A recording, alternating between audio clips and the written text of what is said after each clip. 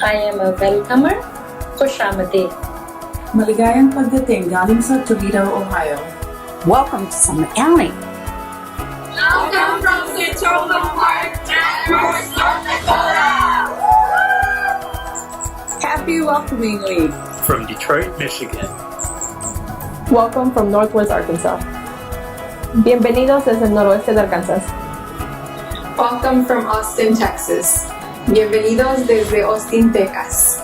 Bienvenidos desde el Valle Central de California, que incluye condados de Kings, Kearns, Tulare, Fresno, Madera, Merced, Stanislaus, y San Joaquin. Happy Welcoming Week from East King County, Washington. Ella and I want to wish you a happy welcoming week. It is Bienvenido from the St. Louis Mosaic Project. We welcome you to Albuquerque. Bienvenido a Portland, Maine. Te doy la bienvenida. Portland, Maine welcomes you.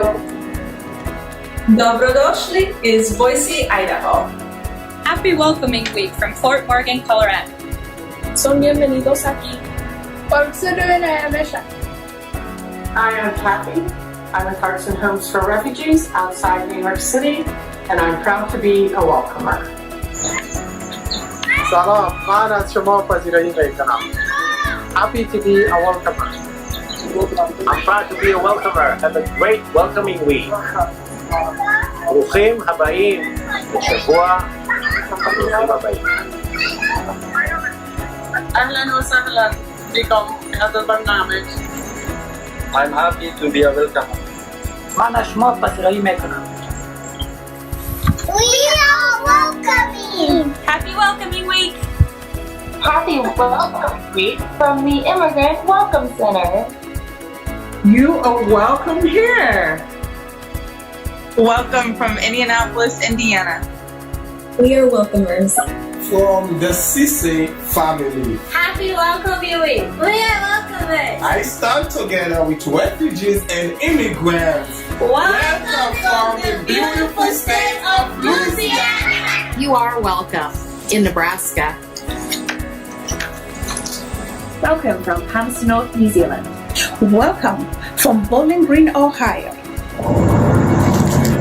Happy Welcoming Week from Alaska. Karibu. Wahanahay, Suduwi. बहुत स्वागत करता हूँ. Happy Welcoming Week. Hi, I'm Rachel Parrott and I'm the Executive Director of Welcoming America. And it is my great pleasure to kick off Welcoming Week 2020. It's a time now of a lot of uncertainty and pain, but Welcoming Week is a moment that fills me with joy. The joy at being reminded of how many of us there are who believe in sticking up for immigrants, for civil rights, for Black, LGBTQ, Indigenous people, people of different abilities, for all people. It's a reminder that there are so many of us who are committed to building more inclusive communities, and that our numbers are growing. Our numbers are growing because we're inviting people in. And Welcoming Week is an invitation. It's an invitation to understand each other, understand our history, and understand our common yearning to belong. It's an invitation to join in the task of building more welcoming communities, so that wherever we are, wherever we make our home, we create it together.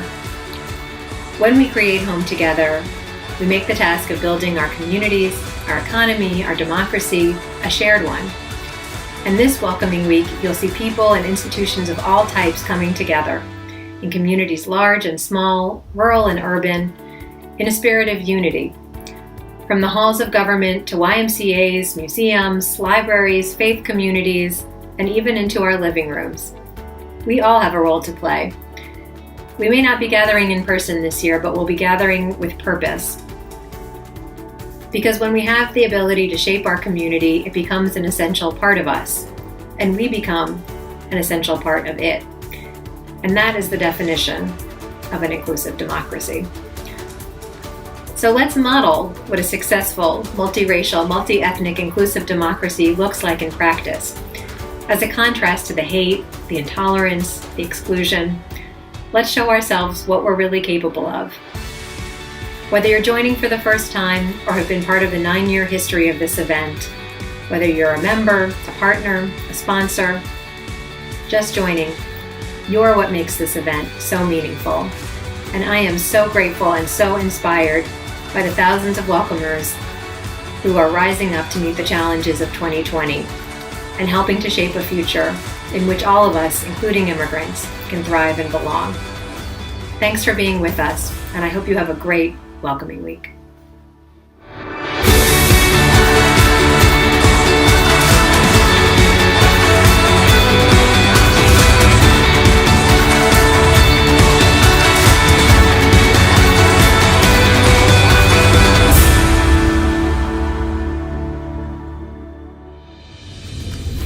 Good afternoon, everyone. I'm Leila Campani, Chief Development Officer with Welcoming America. It's my pleasure to introduce our first performers. Joining us from Puerto Vallarta, Jalisco, Mexico, Piel Canela featuring Fernando Gonzalez and Eduardo Leon performing the song Vivir Mi Vida. Enjoy! Hello everyone, my name is Fernando Gonzalez. And I am Eduardo Leon. We are from Puerto Vallarta and we play in a band that calls Piel Canela. We are going to do a song that is from Marc Anthony, Vivir Mi Vida, and we hope you guys enjoy this song. Voy a reír, voy a bailar, vivir mi vida, la la la la. Voy a reír, voy a gozar, vivir mi vida, la la la la. Se llega la lluvia para limpiar las heridas, a veces solo una gota puede vencer la sequía. ¿Y para qué llorar? ¿Para qué? Si duele una pena y se olvida. ¿Y para qué sufrir? ¿Para qué? Si así es la vida, hay que vivirla. La la le. Voy a reír, voy a bailar, vivir mi vida, la la la la. Voy a reír, voy a gozar, vivir mi vida, la la la la.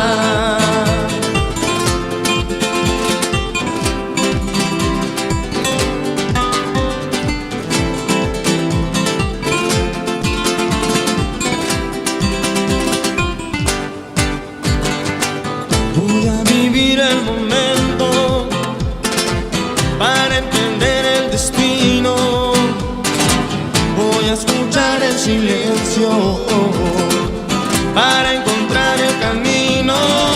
¿Y para qué llorar? ¿Para qué? Si duele una pena y se olvida. ¿Y para qué sufrir? ¿Para qué? Si así es la vida, hay que vivirla. La la le. Voy a reír, voy a bailar, vivir mi vida, la la la la. Voy a reír, voy a gozar, vivir mi vida, la la la la.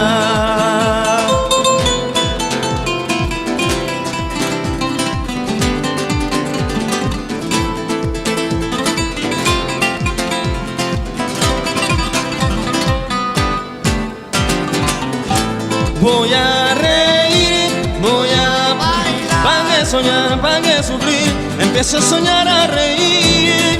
Voy a reír, voy a gozar, siente y goza, que la vida es una sola. Voy a reír, voy a gozar, vivir mi vida, la la la la. Reír, voy a gozar, vivir mi vida, la la la la. Greetings. My name is Wesley Myrick, Director of Operations at Welcoming America. It is my honor to present our next speaker, Mr. John Oliver Santiago. Originally from the Philippines, John has been a tireless advocate for DACA youth and has contributed to social justice and youth development programs throughout his community. As an alumni of the YMCA Youth Institute at the YMCA of Greater Long Beach, John is a shining example of what can be achieved through hard work and perseverance. We are excited to share your story with you now, Mr. John Oliver Santiago. Hi, my name is John Oliver Santiago. I am 27 years old and I am an undocumented immigrant. When I was 12, I came here from my home country of the Philippines. Well, I guess it's more appropriate to call it my native country, because I don't think that home is a permanent place. I feel that home is something that you actively have to create, actively that you something that you have to make for yourself, and it's a place where you're finding security, you're creating comfort in a foreign world, right? And as an undocumented immigrant, security was something that just was the most dominant thing in my mind. And fortunately, about 6 years ago, there was a program called the Deferred Action for Childhood Arrivals, otherwise known as DACA. And through that program, I was able to find gainful employment and thereby supporting myself through my education. This past spring, I was able to graduate from Cal State Long Beach with a bachelor's in economics and math, and hopefully moving on to bigger and better things. How do I keep my family traditions alive? Well, some of the biggest things about the Filipino tradition is religion. My family, we go to church as often as we can. Every Saturday, I'm at the Vigil Mass here at the local church. Well, currently not during the pandemic, but you'll often see my family doing the rosary every other night when they can. And another big thing that we do to keep our traditions alive is through the food. My mother, she makes the best home cooked dish, as everyone's mom does, I think. But of course, my mom does it best. She makes the best Filipino stews, and every time I go home, I know that there's always a nice meal waiting for me. And everything around meal, a big part of Filipino tradition again is community, and we build community by celebrating each other over meals. In the Philippines, we find a reason to celebrate anything. We're talking religious holidays, federal holidays, birthday, someone's homecoming. Every little thing. And if there's not one, we'll still throw a party, just because we want to share each other's company, and I think that's a beautiful thing.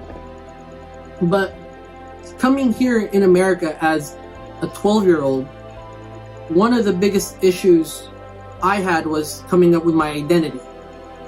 On top of me being an adolescent trying to become my own person, there was another perspective I had to look at, was how am I as a person in this country? Because a huge part of a first-generation immigrant is grappling with the fact that you're trying to be accepted in this huge monolithic idea of America and what is America, right? And so a lot of the times my culture was considered the other.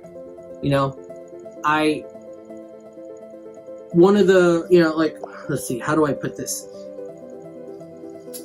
A lot of the times I had to suppress my cultural identity in order to fit in. And that's something that I grappled with and something that I'm still grappling with. But what I've come to realize is that's actually something that I ought to lean into, because that's something that I bring to the table. I see the world through meals, right? And so I look at pizza. How come pizza is considered one of the most staple American dishes, yet it's actually Italian?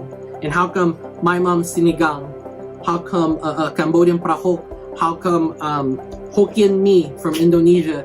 How come those are all considered foreign and exotic, yet something that came from Italy, something that came from Spain, something that came from Mexico, these are considered staples in America?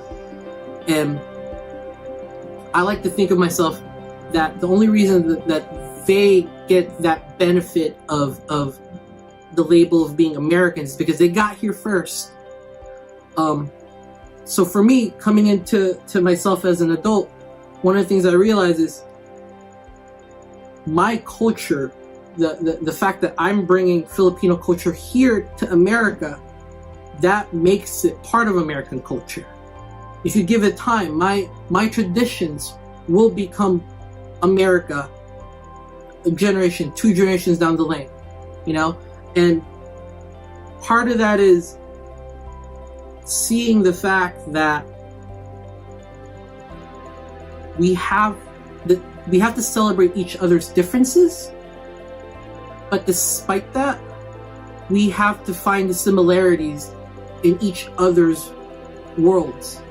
That connective tissue is what makes us a community and what makes us a more resilient, richer environment. You know, something that I read this past week was, you want to create an environment where growth is a byproduct of living. And I personally would rather grow in a garden full of so many rich cultures, and you know, just by being in this garden makes me a better person for myself, for my family, and for everyone else.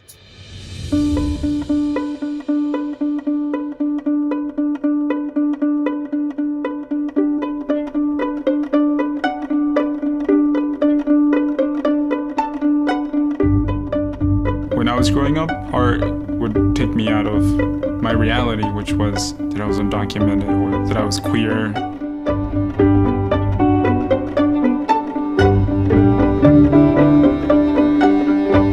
To be an artist, at the root of it for me was just to communicate with someone.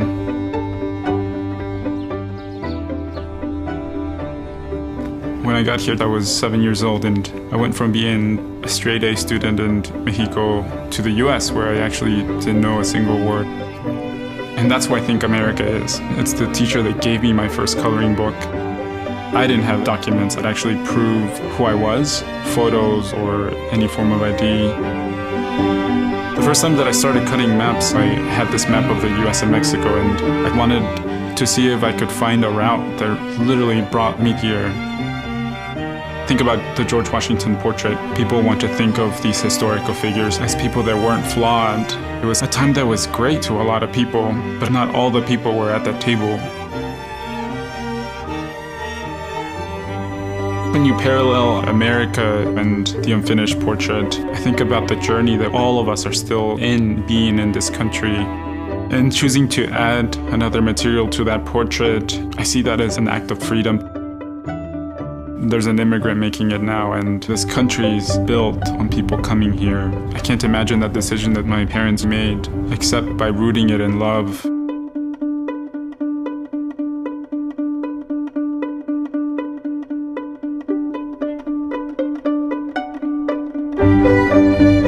Hopefully people, for a moment, think of themselves outside of their own identity and think of everyone as a whole.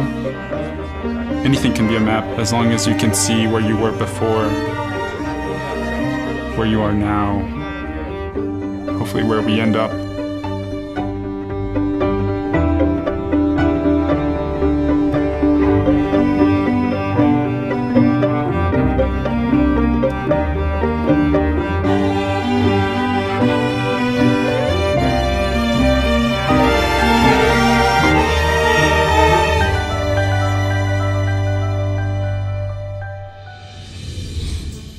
Hello, my name is Timothy Walden, the Communications Manager at Welcoming America, and I am thrilled to introduce our next piece, a community unity and global arts empowerment performance program by multicultural artists and teachers from Get Empowered.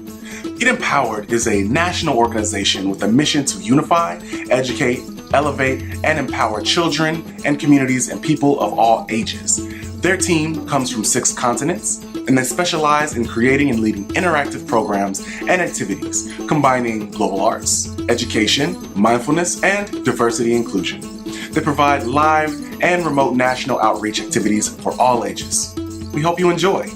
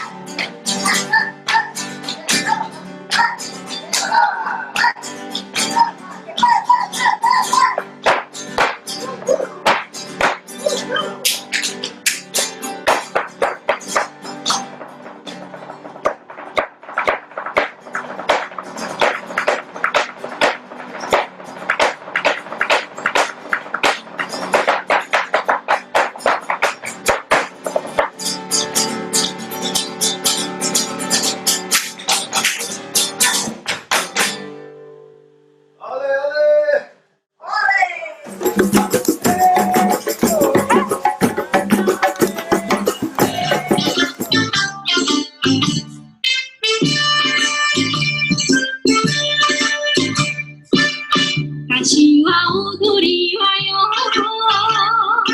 張り切って開くよ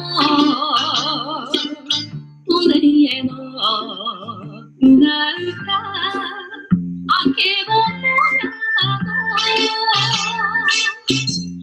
になく離れの間若い昔はのめが育つそれがシャンシャンと打って柏でシャンシャンシャンシャンと打って柏でシャンシャン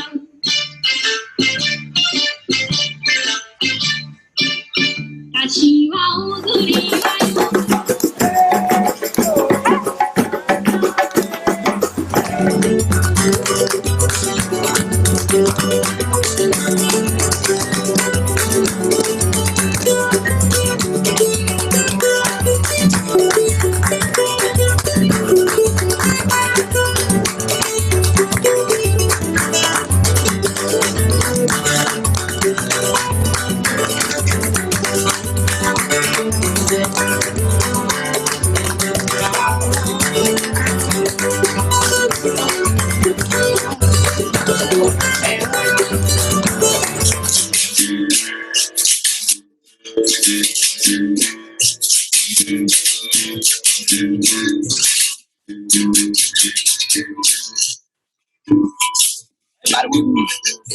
Foi África engravidou de Angola, partiu de Luanda e de Benguela, chegou e pariu a capoeira, no chão do Brasil verde e amarela.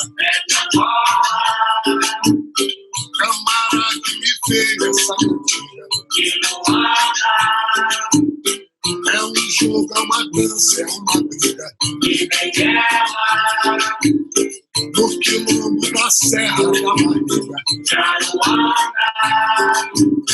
capoeira chegou com a caravela. Foi África engravidou de Angola, partiu de Luanda e de Benguela.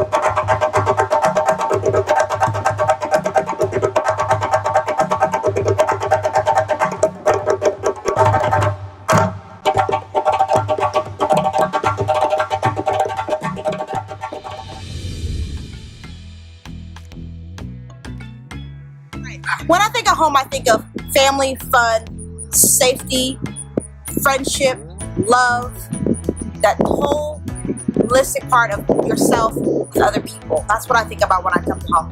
And so with my traditions that we have at home, we're trying to go on walks. We try to cook our favorite meals that we would have with family. We try to call everybody, do virtual family time and things like that. So we're always trying to incorporate our traditional senses while we're at home during this time. Mi casa, su casa. When I think of home, I think of food. I think of just the sweet smell of fresh cut grass, all that good stuff. So at the Y, what we're trying to do is just incorporate that. We got music, we got festivities, we have food, and during this pandemic, it's been tough. It's been tough, but we try to kind of replicate that. And so when people walk in, whether it's our members, whether it's our staff, make them feel at home. That whole mi casa, su casa mentality, the customer service, just letting people know that they're welcome, that they're safe, they're secure, and they're home.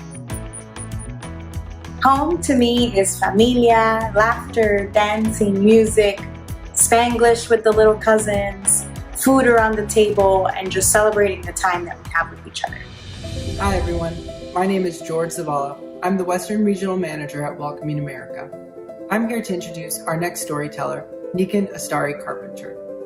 Nikan is a community organizer, the refugee and immigrant liaison, and the executive assistant for the mayor of the city of Erie, Pennsylvania. Nikan hails from Surabaya, East Indonesia, and works tirelessly to build opportunity, restore hope, and transform the city of Erie. Please give a warm welcome to Nikan Astari Carpenter. Welcoming Week 2020.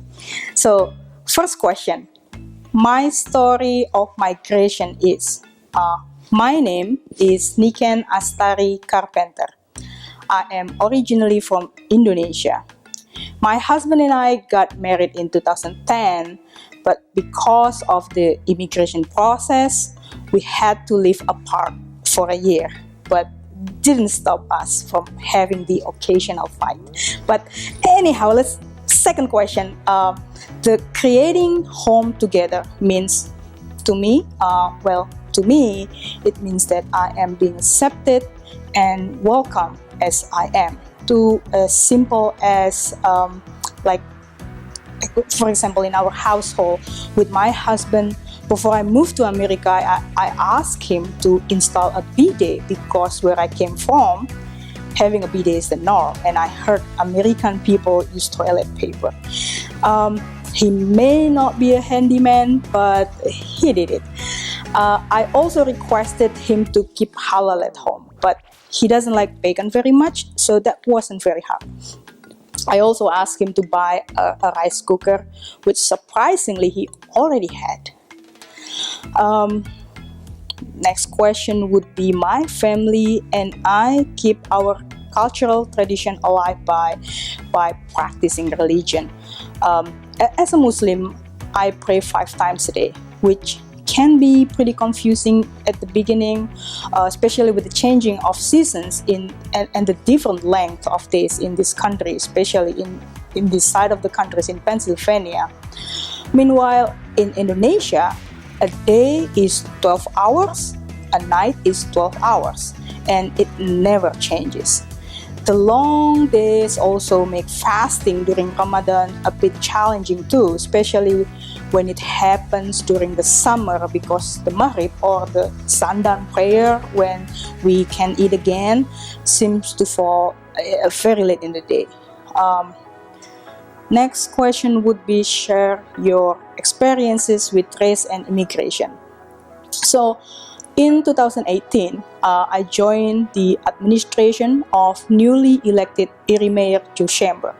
I started as the executive assistant to the mayor and also served as the refugee and immigrant liaison. So I would answer the phone and some people would ask for, can I speak with someone who speaks English?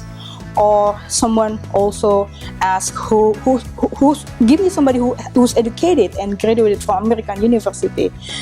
Well, I speak with an accent, but I do speak English. and I actually got my master's degree from the Pennsylvania State University. It got me thinking, imagine if this happened to me, the mayor's assistant, the American liaison, it can happen to anyone else out there. So, last question. Share a story of how your community has come together around a specific challenge, obstacle, or celebration. Well, this coronavirus pandemic is one of the examples. When the outbreak started, the city doesn't have health department, but the county does. The county health department of Erie reached out to me, asked them to help and understand the needs of refugees and immigrants in Erie. So, along with the refugee health case coordinator, we coordinated the several Zoom calls between the county executive, the mayor, several members of the county department of health, and specific groups of refugees and immigrants. Like, for example, today we would have a call with the Bhutanese leader, the next day would be with Islamic leaders, and then the next day would be with African American leaders and many others. So from this conversation, the county health department was able to identify the needs of the new Americans here and provide COVID-19 translated materials and videos in several languages that are being spoken in Erie, such as Arabic, Nepali, Russian, Spanish, and Swahili, and so forth. So the county department of health was also able to provide a dedicated line for English as a second language residents to call if they feel like they're having COVID-19 symptoms. I think that was pretty cool. On the city side, so the mayor has a new American council that consists of 25 leaders from refugees and immigrants, and also organizations or groups serving these new Americans in Erie. We partner with the council and several African American based community centers in Erie to help us deliver the message.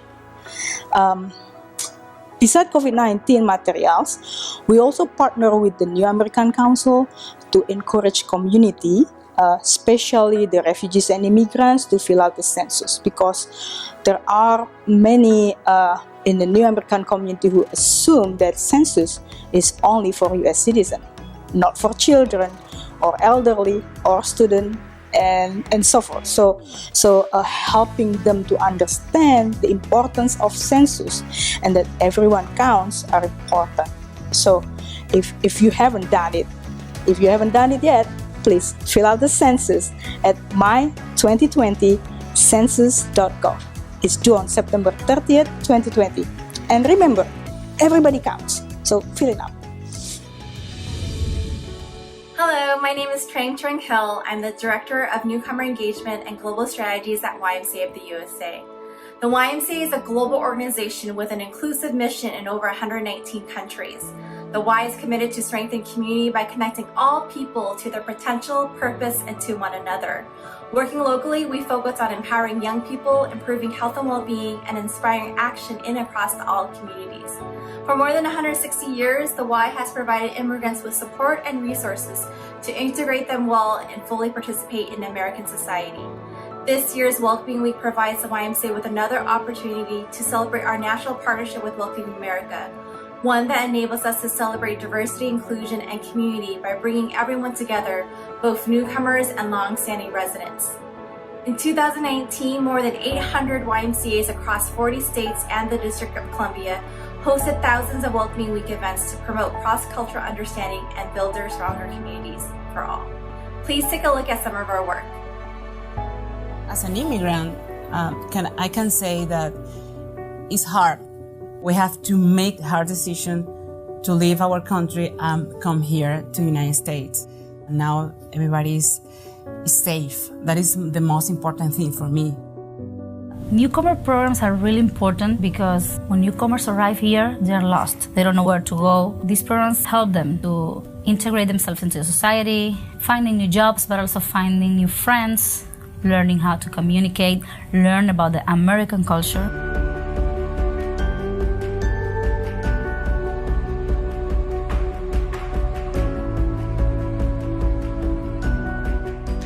think this work is incredibly necessary in all communities in terms of just increasing social cohesion and promoting a welcoming atmosphere. We have a staff that has the capacity to organize meetings, to bring people into partnership, and to kind of really propel and catalyze creative thinking. So as a Y, we're inviting people to the table. There is a very large influx of refugees and immigrants in the community, and they're not always aware of their resources, and the Y actually acts as a banner of those resources. I can say that I divide my life in two phases, the before YMCA and after YMCA, because before YMCA is difficult. What is a cover letter? What should I do if I want to make a wonderful resume? So when I start YMCA, they can give you the tools for rebuilding your life. I can say in complete honesty that the Y's newcomer work is absolutely life-changing. These are relatively short programs, a half a year, that will change not just people's lives, but their children's lives and generations to come. By doing integration work, we make our communities safer, we make our communities more cohesive, and we bring to life the American dream.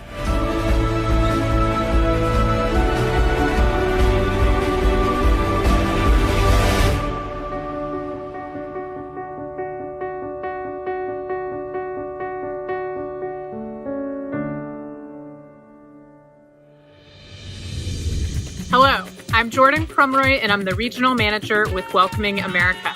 Now, you've been sitting for a while, and it's time to get up and get ready to move with some exciting Afro-Brazilian samba dance and music. Our friends and partners at Get Empowered want you to participate in this simple dance lesson for all ages. Get Empowered teaching artist Alegria and Jeanette Silva from Brazil will guide you step by step through some basic samba moves. All right, everybody. Let's get up and get empowered together. It's time to dance.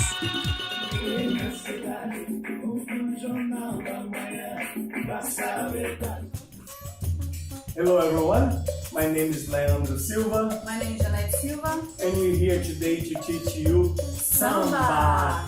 Are you ready?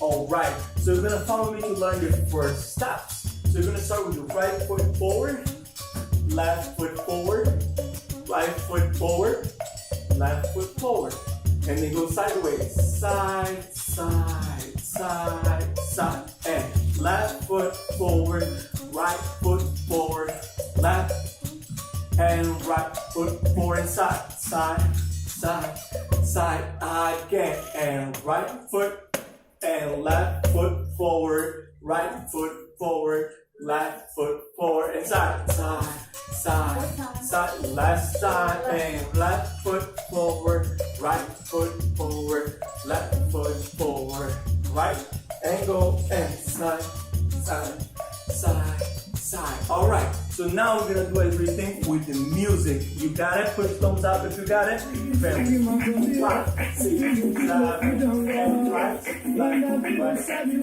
side, side, left, side, again, left, side.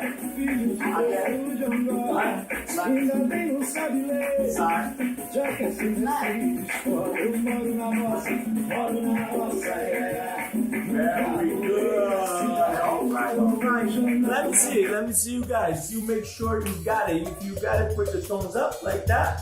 Very good. So right now, here's Jeanette. So take your right leg front and back. 1, 2, 3, 4, and then you step 5. You turn. There again, step 2. Then you turn one more time. 1, 2, 3, 4, and 5. Turn 6, 7, 8. My right cross in front of my left. 1, 2, 3, 4. And now I bring my left cross side to the right. 6, 7, 8. Let's try one more time. 5, 6, 7, 8. 8 right. 2 stay right now. 8 right. Turn 8 again. 8 front, back, front, 8 back. 8 1, 1 cross. 1, 2, 3, 4,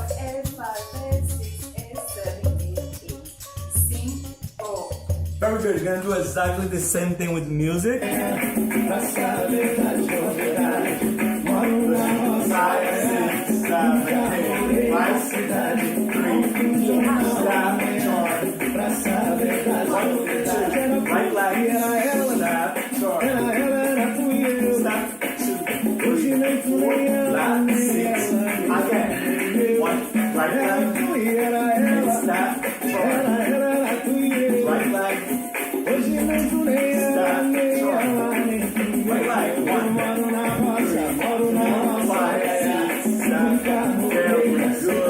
Excellent job. All right, so you learn a few steps with us right now. We're gonna invite all of you to get ready. We're gonna do a big celebration right now. I want you to do your freestyle, follow the samba, feel the rhythm, and just enjoy. Try to use the steps you just learned and have some fun. Minha gente, cheguei agora. Minha gente, cheguei com Deus e com Nossa Senhora. Minha gente, cheguei agora. Minha gente, cheguei agora. Minha gente, cheguei com Deus e com Nossa Senhora. Eu moro na roça, nunca morei na cidade. Compro o jornal da manhã pra saber da novidade. Moro na roça, nunca morei na cidade. Compro o jornal da manhã pra saber da cidade. Compro o jornal da manhã. Welcome everyone. My name is Vanya Pantachoflozolu and I'm the Program Manager for Welcoming International.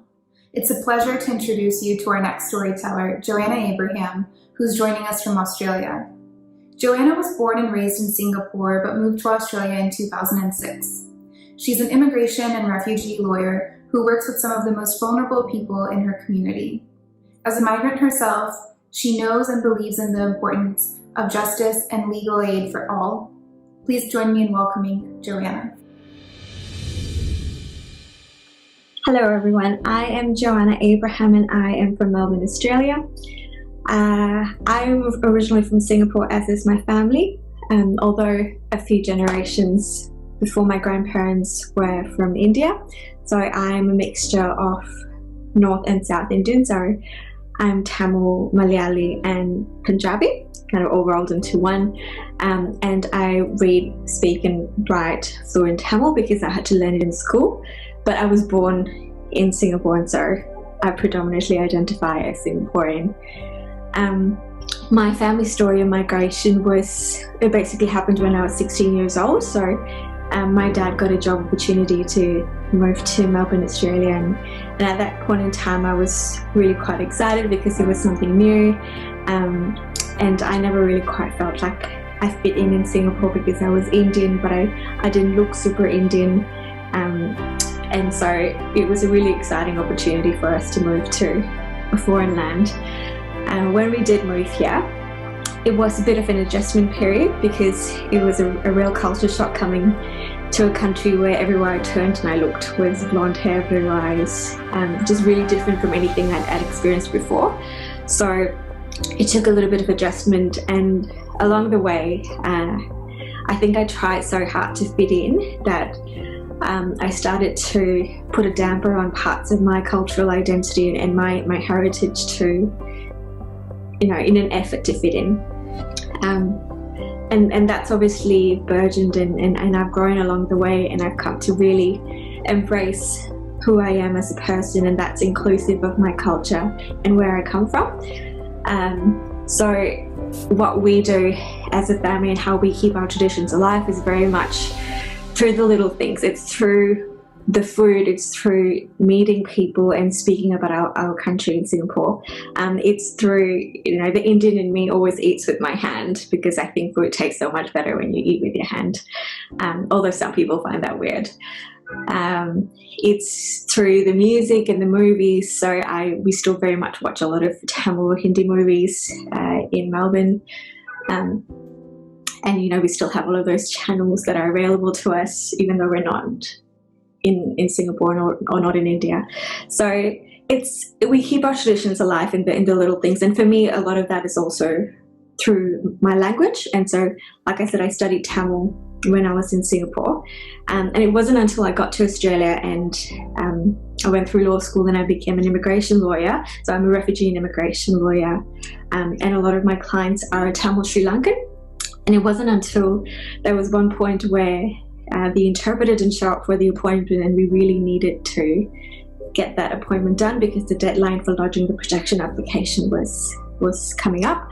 And so I started speaking in Tamil to the client, and even though it was quite funny to listen to, I'm sure the clients were tickled at how bad I was, and I was actually looking through an online dictionary converting English to Tamil so I could remember the words I needed to use, and that was like 5 years ago, and over time I've gotten better at my language, and now I can hold entire legal appointments in Tamil. So that's very much been my own learning journey and retaining of my own cultural heritage. So that's been really amazing. And then being able to hear other people's stories of migration. Australia is a really multicultural country, and its claim to fame is multiculturalism. So I think 1 in 3 people had at least one parent born overseas as of the 2016 census. So it's really heartwarming, especially in these difficult times with COVID, to see communities coming together, migrant communities supporting people, not just their own, but people across the board who are doing it tough. And it's really beautiful to see that it's not the government that's helping, but it's people who the government's opened their doors to that are really opening up their arms and helping everyone in need. So I think that's a really beautiful thing. And I just wanted to encourage everyone out there who does share a migration story to never lose touch, to never lose focus of where you are, where you came from and who you are, because that's so important. And I really keep that with me even till today. So thanks. People are different, whether it's the way they look, their background, experiences. But what if people focused on what makes them the same, what brings them together? What would that look like? It was the inspiration for a local photographer's Be Kind project.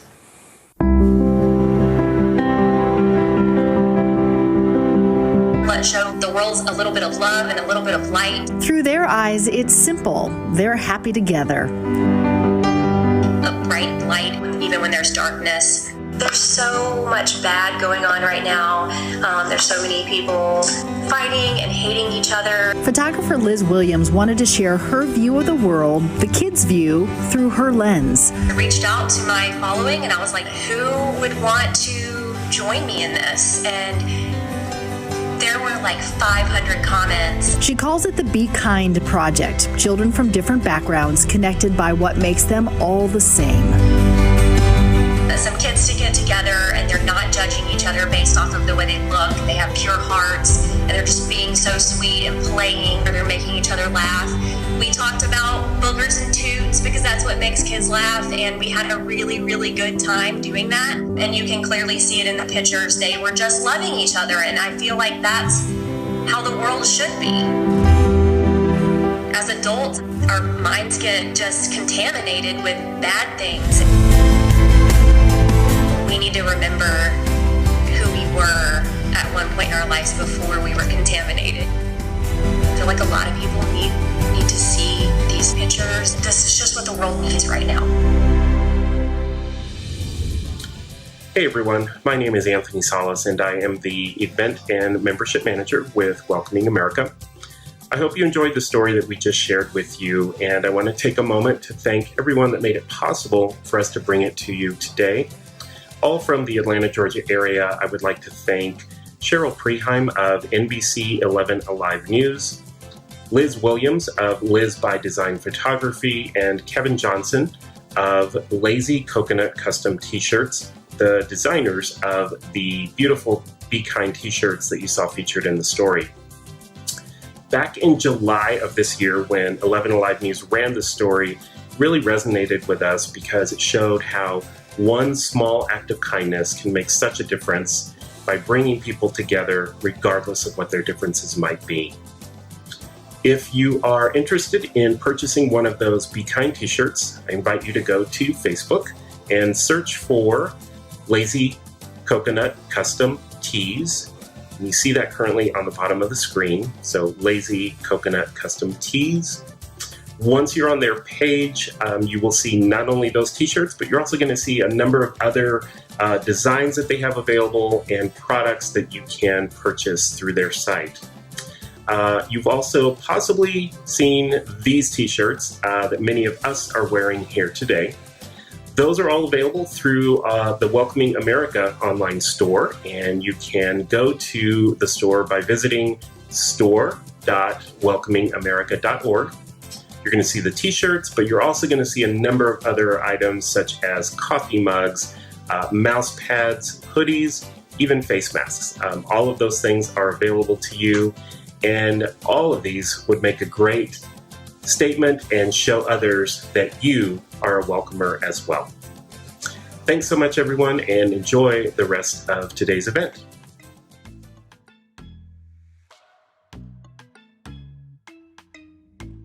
I'm Angel Anderson from Long Beach, California, YMCA Play and Learn Preschool. During this time, through the pandemic, how we've been keeping our cultural traditions alive is through reading and through food. That's the best thing right now, but we'll get through this together.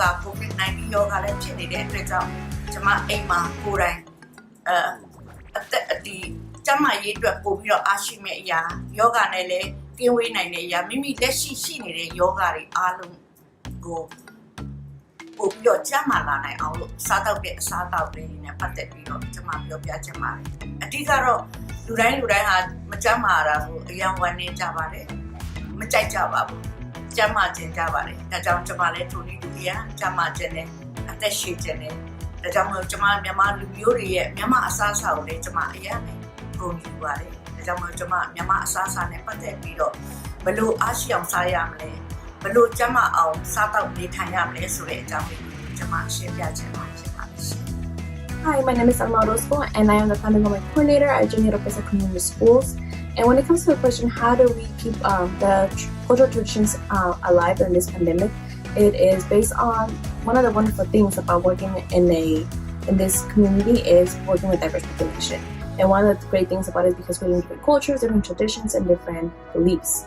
So one of the things that we are able to do and work with this community is we have one example is support groups. The support groups is a space where we allow families from different cultures to come and talk about the challenges they're having during this pandemic. And this is a place where we allow them to have this space.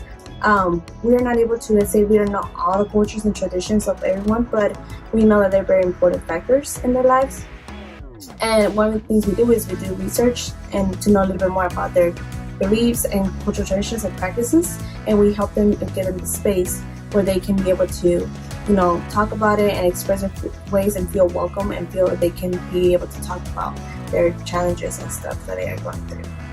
So during this pandemic, it's been pretty fun seeing the different dishes that my wife cooks, and being able to be in a multicultural household has its advantages. So I've been cooking banana blossoms with fish fry and turning them into fried fish. My wife has been making lots of Cambodian noodles, stir fries, and it just keeps us so connected to home and to family and to culture. So that's what we've been doing during the pandemic to keep things alive. All right, stay safe, guys.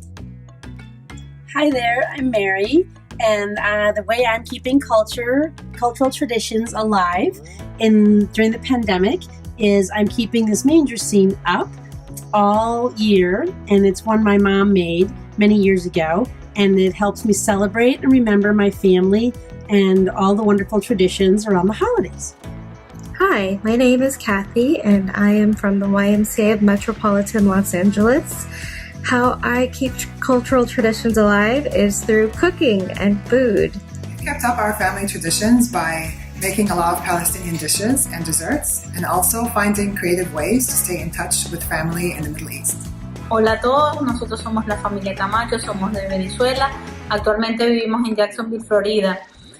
Durante estos días de pandemia que nos ha tocado estar en casa, hemos tratado de conectar a nuestros hijos con nuestras raíces culturales a través de la comida. Para nosotros es súper importante cocinar juntos. Uno de nuestros hobbies es hornear. Lo disfrutamos mucho, nos divierte y nos mantiene unidos. Hello! Hi, I'm Christina Wong. I am a performance artist, a comedian, and recently an elected representative in Koreatown, Los Angeles. I'm also a huge advocate for immigrant and refugee communities and recognizing their work in building America. Now, I know you are all enjoying this great Welcoming Week kickoff event, and we're going to get right back for more to you to enjoy. But I want to take a moment right now to tell you about. Since 2009, this nonprofit organization has led the movement of welcoming and inclusion across the globe so that everyone, no matter where they are from, feels welcome. In response to the COVID-19 pandemic, Welcoming America created the Resilient Rapid Response Initiative in March of this year. This initiative provides support to network members serving people in their communities who have been disproportionately affected by the pandemic. The support comes in the support of, among many things, grants, translation services, and emergency management expertise. They are also offering resources related to two big events that you might have heard are taking place this year: the census and the election. I believe in the amazing work that Welcoming America is doing every day, and I want to invite you to do something right now. Now get your phone and text Welcoming America. One word, Welcoming America, to 243725 and make a donation. Or go to welcomingamerica.org and click on the donate button at the top of the screen. No matter what you give, your donation is going to make a difference. We're living in difficult times right now. Just a little bit difficult. But now more than ever, we have to double down to ensure that we're helping to build resilient places where everyone feels at home. On behalf of Welcoming America, thanks for your support. Now sit back and enjoy the rest of the event. Happy Welcoming Week. My name is Molly Hillegas. I'm the Midwest Regional Manager with Welcoming America, and I'm here with my son Sullivan. It is a pleasure to introduce you to our next storyteller, Oran Buhr. Oran was born in Kingston, Jamaica, and moved to the U.S. when he was 20 years old. Today he lives in Atlanta, where he is known and owns a bakery called Baker Dude. Family and culture are very important to Oran, and I know you'll be touched and inspired by his wonderful story. Hi, my name is Oran Buhr, and my story of migration is relocating to America at the age of 20 after being born and raised in Kingston, Jamaica. So shortly after arriving in New York, I joined the Army, which took me to El Paso, Texas, Saudi Arabia, and South Korea. Now I call Atlanta home. Creating home together means a lot to me. We have a very international home with myself from Jamaica, my husband Dave from America, and our twin boys Landon and Zarin, who were born in India through surrogacy. Living in such a diverse and progressive city as Atlanta has helped support our family and our professional aspirations. I'm the proud owner and founder of Baker Dude, a small yet growing business that allows me to offer Euro-style baked goods and really great food. My family and I keep our cultural traditions alive by, you guessed it, food. As a baker, I also love to cook for my boys. It is through food I am able to share the culinary side of Jamaica and India. From a young age, the kids have been eating great dishes like stew peas and rice and curry chicken. Come on, who eats like that? In recent years, they've shown interest and have now joined me in the kitchen. As we prepare our family meals, I also am able to pass down family traditions while creating lasting memories with them. In Jamaica, our national motto is out of many, one people. I grew up surrounded by different races and embraced the cultures that made our small Caribbean nation so unique. Moving to New York, even though at times it felt like an extension of Jamaica, it showed me that diversity does not always equal harmony and equal opportunity. I credit my upbringing for allowing me to navigate race relations in America and not get hung up on it when working with others. There are lots of opportunities in America and lots of difficulties as well. Being a gay black man and immigrant, I found myself always having to try to overachieve in order to attain what some of my peers achieved quite easily. There is no mistake that race hinders your progress in America, but an immigrant with a strong work ethic that contributes to the success of their new home cannot be denied. When Dave and I decided to start a family, we did so knowing that we had little family here in Atlanta that we could call on, so caring for our little ones would really just fall on us. Well, we were wrong. Our friends, neighbors, and colleagues threw baby showers and even offered to care for the kids for us. They say it takes a village, and we had one. Having a support group of close family and friends is important in times of need, but having the support of a community is even better. In summer of 2019, our small business fell into dark times. Business was slow, and there came a point where we couldn't keep the lights on. With most of my family's savings used to pursue this dream of mine, going quietly in the night was not an option. I reached out to my community, and they responded to the call. Support came in the form of kind words, repeat business, and monetary gifts from family, friends, and customers. Our story and struggle were shared near and far, and not only did we benefit from it, but it helped to bring focus on the importance of supporting small businesses, small minority-owned businesses. In closing, it is important that we help our fellow Americans preserve the democracy of this nation, built by immigrants. Get involved in your community and build solid relationships so that this nation becomes a beacon of hope and opportunity for other immigrants. Good afternoon. My name is Andre DeShields, and I'm speaking to you from my home in New York. And it is wonderful to join Welcoming America and kick off Welcoming Week 2020. I only recently learned about this work, but what a revelation to know that there are so many people of all races, backgrounds, and creeds working to make communities welcoming to everyone, including immigrants.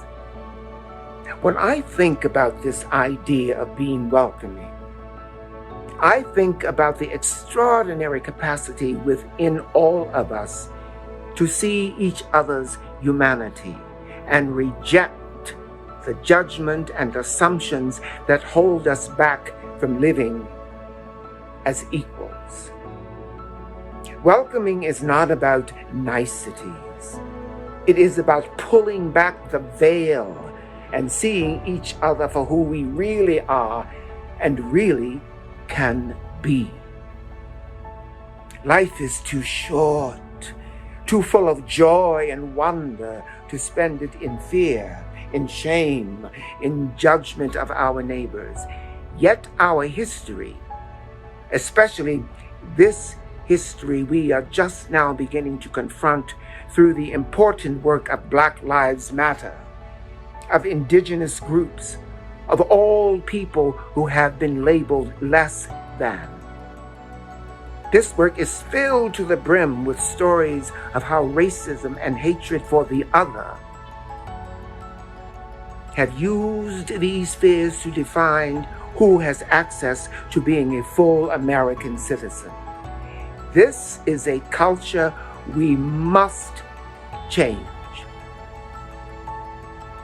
This work that each of you is doing to educate people, to change, the laws, to change the way we interact with each other as a society means a great deal to me. I also know it can be stronger when you work with artists. This is a moment that calls for creativity, for envisioning something very different from what has been. The work of addressing racism, bigotry, and othering is work that needs to captivate us. We need a language to communicate across the absurd boundaries of them and us. And that language is the human language of art, culture, and storytelling. When I won my Tony Award for the musical Hadestown during June 2019, I shared my personal rules, my cardinal rules of sustainability and longevity, and I would like to share them with you now. Cardinal rule number 1. Surround yourself with people whose eyes light up when they see you coming. Cardinal rule number 2. Slowly is the fastest way to get to where you want to be. And cardinal rule number 3. The top of one mountain is the bottom of the next. So keep climbing. The work you are doing will take time, and you have committed to the long-term fight. I hope my rules on sustainability and longevity inspire you to keep moving. As a perfect tie-in to Welcoming Week's theme of creating home together, this song resonates with many in its message of longing to find a world full of love, a place to belong, a home. It is a showstopper of a song, and it is my pleasure to introduce to you an aspiring Broadway performer whom I know you will love. Jade Littker. With everything we are facing this year, I hope this is the biggest and most meaningful welcoming week yet. And I hope you feel the support of all of us who champion and celebrate the work of building more welcoming places. And now, Jade, take us home.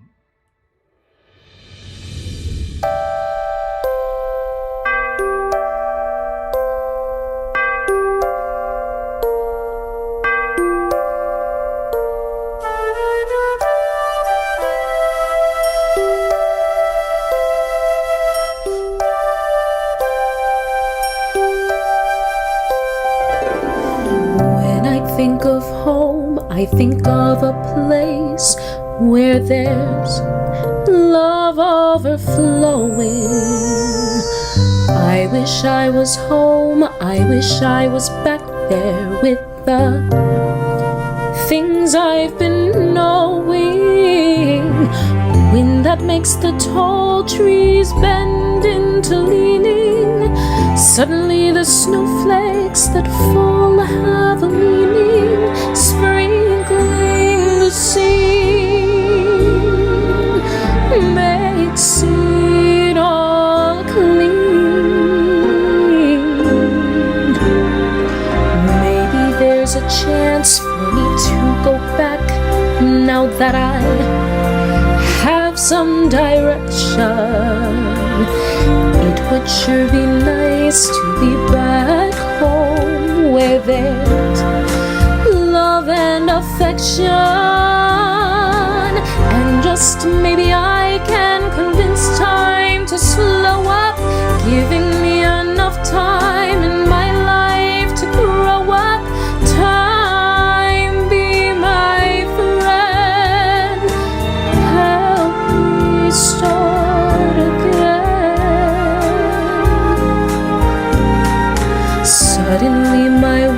It's gone and changed its face, but I still know where I'm going.